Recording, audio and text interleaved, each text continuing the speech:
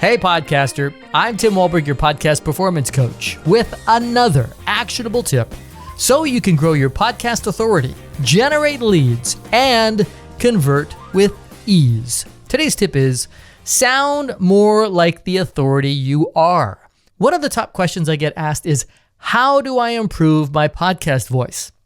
Sometimes this question comes after someone confesses, I hate my voice. This might be after podcasting for a while, or it might be the reason they aren't podcasting. So I thought I'd share my top tips for improving your vocal performance as a podcaster. But before I do, let me say this. You are your worst critic, and chances are that your voice isn't a make or break thing when it comes to building your podcast authority for your brand. If you have great content that serves your listener, people will listen even if you sound like a second-rate Muppet. I mention this because the number one tip to getting over the I hate the sound of my own voice is to stop putting so much emphasis on your voice and shift the focus to serving your listener. With that in mind, here are my top 5 tips for improving your podcast voice. Breathe. That is number 1. I know this seems ridiculous, but I hear podcasters failing to control their voice all the time. Just like a singer needs to think about where in a song they are going to breathe and how they are going to breathe, a podcaster also needs to pay attention. Start by increasing your breath awareness in what you're currently doing when you record. Are you running out of air? Are you taking gasping breaths? Does your voice get high-pitched when you get rolling? Do you have a weak voice that is quiet or leads to vocal fry? These are all signs that you are running out of air and you need better breath control. Breathe, man, just breathe. So, how do you improve your breathing as a podcaster? The secret is more air. Start by being more intentional. Breathe into your diaphragm, not just your chest. And exhale slowly as you speak. These deeper breaths will allow you to project to the back of the room. Yes, even in your studio. Your stomach should be doing the work on that last part of your exhale. Using the force of the exhale will give you access to your full voice. You need to make sure that you have enough air to do that consistently. Start to think about those big breaths at the beginning of paragraphs or sentences. But then people will say, oh, that's all I'm hearing is, well, this is when you can rock the mic a little bit and master the mic positioning and maybe just slightly turn away when you take those big breaths, right? So think about that too. One of the best ways to get more air in is to stand up.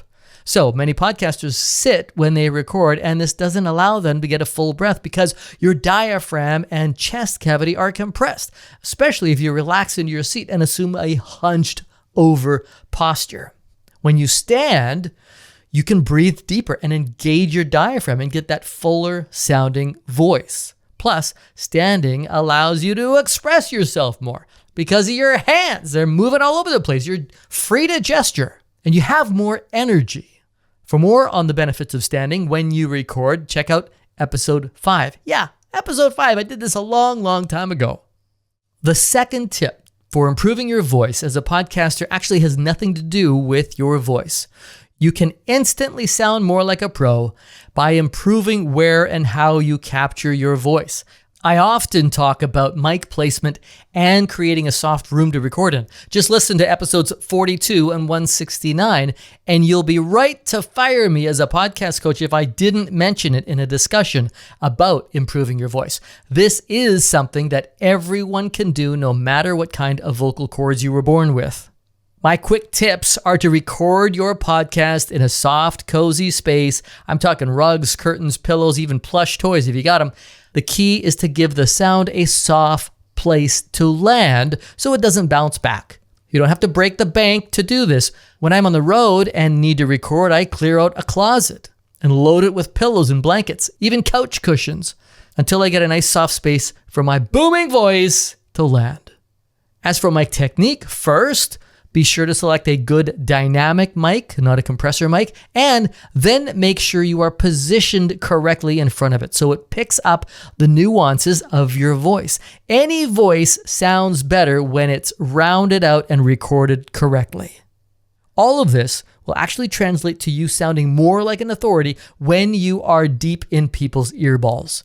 For so many who hate the sound of their voice, making these improvements instantly makes their voice more listenable.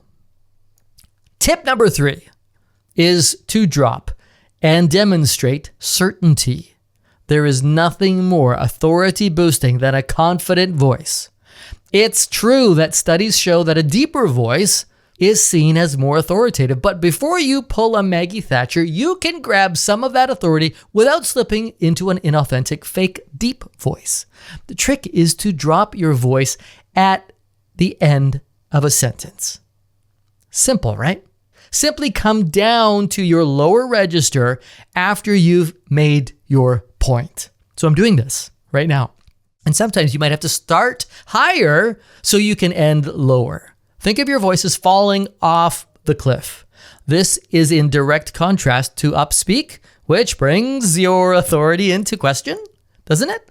Because every sentence sounds kind of like a question. Seriously, let's compare. My tune-up program is the best way for entrepreneurs to increase podcast ROI. Was I certain about that? My podcast tune-up program is the best way for entrepreneurs to increase podcast ROI. Did you hear the difference?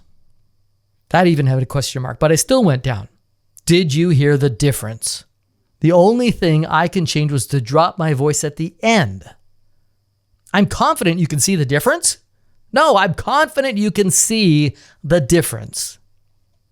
Upspeak instantly makes my voice sound less authoritative. You could have the sexiest, fullest, silkiest voice in the world, but if you don't drop down at the end and demonstrate certainty, you aren't going to earn that authority. Tip number 4 is easy but time-consuming, which is why so many podcasters skip it. Rehearse. If you want to sound like a pro, you need to sound like you aren't reading your podcast for the first time. Whether you have a full script or scripted intro and outro, give it a test run. At least the first few sentences to warm up. Read it out loud. You'll discover what trips you up, because sometimes how you write is not how you talk. If you discover it's not in your authentic voice before you hit record, you can fix it and show up more confidently when you do record.